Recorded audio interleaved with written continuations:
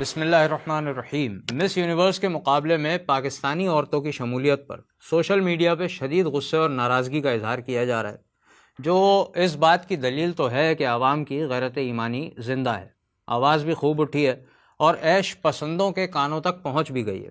اسی آواز کی بدولت حلقہ اقتدار کے کانوں پر جوں رینگی گئی اور minister information and broadcasting Murtaza Solangi صاحب کی نیند ٹوٹی، اور جیسے کوئی چھوٹا بچہ کسی قصور پر پکڑا جائے تو کہتا ہے نا کہ قسم سے ہم نے یہ کام نہیں کیا، ویسے ہی منسٹر صاحب نے بھی کچھ کہا کہ مس یونیورس کے مقابلے میں حصہ لینا ایک انڈیویجول ایکٹ ہے، انفرادی عمل ہے، اور کسی خاتون کو پاکستان سے سرکاری طور پر نامزد نہیں کیا گیا، اور جو خواتین مقابلے میں حصہ لے رہی ہیں وہ کسی بھی صورت ریاست یا حکومت کی نمائندگی نہیں کرتیں۔ منسٹر صاحب کو شاید لگتا ہے کہ پاکستانی اب تک اتنے ہی احمق ہیں جتنے ان کے لڑکپن میں ہوتے تھے، لیکن ایسا ہے نہیں۔ اس بیان سے جان نہیں چھوٹنے والی۔ اس بات کا بھی جواب ملنا چاہیے کہ اگر یہ حصہ لینے والیاں پاکستان کو ریپرزینٹ نہیں کر رہی تو پاکستان کا نمائندہ میڈیا، ریپرزینٹیٹیو میڈیا، کس خوشی میں ان کی پروموشن کر رہا ہے؟ سب سے پہلے جیو کے دل میں پھوٹنے والے لڈو سامنے آئے تھے اور اس انداز میں یہ خبر دی گئی تھی جیسے اس صدی کا سب سے بڑا اعزاز پاکستان کا مقدر بننے والا ہے، اور پھر تمام اخبارات، اردو کے، انگریزی کے، اکثر اخبارات یہ خبر چھاپتے ہیں اور ایک مثبت انداز میں اس خبر کو پیش کرتے ہیں۔ کیا یہ اخبارات پاکستان کے نمائندہ اخبار نہیں ہیں؟ کوئی کہے کہ میڈیا کا کام صرف خبر دینا ہوتا ہے اور وہ اچھے برے کا فیصلہ نہیں سناتا، تو یہ بہت بڑا دھوکہ ہے۔ یہ جو بڑے بڑے اینکرز ہیں جن کی تنخواہیں لاکھوں میں اور عیاشیاں کروڑوں میں نظر آتی ہیں، ان سے بہت زیادہ اچھا بولنے والے اور معلومات رکھنے والے موجود ہیں، لیکن وہ سیٹ پر نہیں بیٹھتے۔ فرق یہ ہے کہ اینکرز کے پاس ریٹرک کا پاور ہے، خبر دینے کے ساتھ ساتھ اس خبر کو پازیٹیو یا نیگیٹو بنا کر پیش کرنے کا فن وہ جانتے ہیں، جس کو ایک عام آدمی سمجھتا نہیں ہے، صرف قبول کرتا ہے۔ اگر صرف خبر بھی ہوتی مثال کے طور پر تو اس خبر کا فائدہ کوئی ہے؟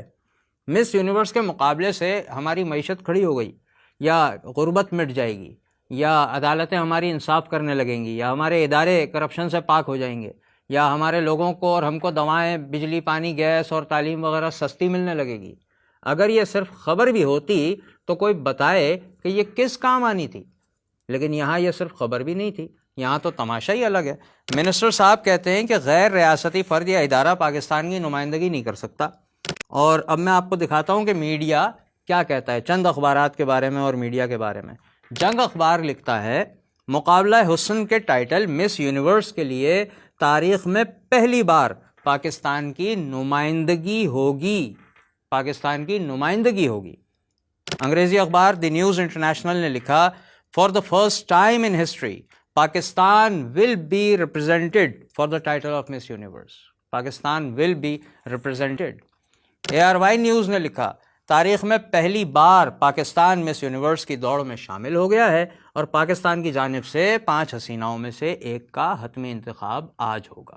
سما ٹی وی کی ویب سائٹ پہ تحریر ہوا، Pakistan is making history by sending 5 models to compete in the prestigious miss universe pageant. This landmark moment marks the first time Pakistan has ever been represented۔ prestigious کا لفظ عزت دینے کے لیے استعمال کیا جاتا ہے، یہ مقام اور مرتبے کو ظاہر کرتا ہے۔ یہ خبر کی آڑ میں پروموشن نہیں ہے تو اور کیا ہے؟ منسٹر صاحب کا بیان اگر درست ہے کہ یہ پاکستان کی نمائندگی نہیں کرتی تو پھر یہ تمام میڈیا گروپس اور چینلز کب اپنی غلط بیانی کا اعتراف کریں گے؟ یہ سوال ہے۔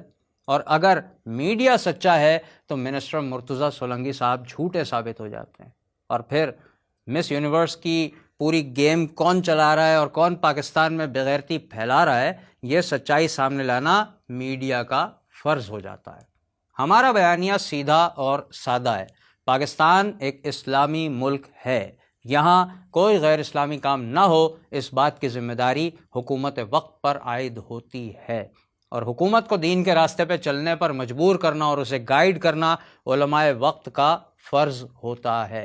یہاں عوام تو اسلام کے خلاف ہونے والی ہر حرکت پر اپنی قوت سے بڑھ کر رسپانس دیتے ہیں، اور سنجیدہ علماء بھی فوراً آواز بلند کرتے ہیں، جیسے مفتی منیب الرحمان صاحب اور مفتی تقی عثمانی صاحب نے اس معاملے پر فوراً اپنا واضح موقف دے دیا۔ لیکن ہماری حکومت، نہ کبھی کوئی پہلی حکومت سنجیدہ ہوتی دکھائی دی ہے اور نہ یہ والی حکومت سنجیدہ دکھائی دیتی ہے۔ سینئر صحافی انصار عباسی صاحب، انہوں نے مطالبہ کیا اپنی ٹویٹ میں کہ علماء اور مدارس آواز اٹھائیں۔ انہوں نے بھی سب سے پہلے اس پر آواز اٹھائی تھی خود۔ بات یہ ہے کہ آواز تو اٹھاتے ہیں اور ہمیشہ اٹھاتے ہیں، لیکن علماء کی آواز کے ساتھ میڈیا کا رویہ ہوتا کیا ہے؟ کیا وہ علماء کی بات کو لوگوں کے سامنے رکھتا ہے؟ انصار عباسی صاحب خود میڈیا میں ہیں، سینئر صحافی ہیں، وعدہ کریں کہ میڈیا پر علماء اور مدارس کی بات کو پورے ملک کے سامنے رکھیں گے۔ زیادہ عرصہ تو نہیں گزرا اس بات کو کہ ایک طرف علماء شہید کیے جا رہے تھے، ان کا خون بہایا جا رہا تھا، اور سیم اسی وقت ہمارا میڈیا انڈین سری دیوی جو ایکٹریس تھی اس کی موت پر اس کی تعریفوں کے پل باندھ رہا تھا، راگ الاپ رہا تھا۔ انصار عباسی صاحب میڈیا کی پالیسی چینج کروا سکتے ہیں تو کروائیں، یہ ان کا خاص شعبہ ہے۔ میڈیا تو سرمایہ دارانہ نظام کا ایک اہم ترین حصہ بنا ہوا ہے، کیپٹلزم کا، جس کا سب سے بڑا کام عورت کی آبجیکٹیفیکیشن ہے۔ عورت کو آبجیکٹ یعنی مال تجارت کی طرح سے بیچا جاتا ہے اور اس سے سرمایہ کمایا جاتا ہے۔ یہ تو میڈیا کا کام ہے۔ دنیا بھر کے اشتہارات اور ایونٹس اس کے گواہ ہیں، سارے ہورڈنگز اس کے گواہ ہیں۔ عورت کو بیچنے والا میڈیا آج عزت دار بنا ہوا ہے۔ پہلے زمانے میں جب عورت کو کوئی بیچا کرتا تھا نا، وہاں بولیاں لگائی جاتی تھیں تو اس کو بڑے اچھے الفاظ میں یاد کرتے تھے، اس کو دلال کہتے تھے، اس کو پمپ کہتے تھے، اور آج میڈیا جب عورت کو بیچ رہا ہوتا ہے تو وہ جناب بہت زیادہ رسپیکٹڈ پیشہ کہلا رہا ہے۔ یہ کون سوچے گا کہ اس کو بھی بدلنا ہے؟ فائنلی مس یونیورس کے نام سے ہونے والا یہ تماشا کوئی پہلا تماشا نہیں ہے۔ اس بات کو سیریس لیا جائے اور آئندہ ایسی کوئی غیر اخلاقی اور غیر اسلامی حرکت پاکستان کی شناخت کے ساتھ نہ جوڑی جائے، یہ یقینی بنانا حکومت کا فرض ہے۔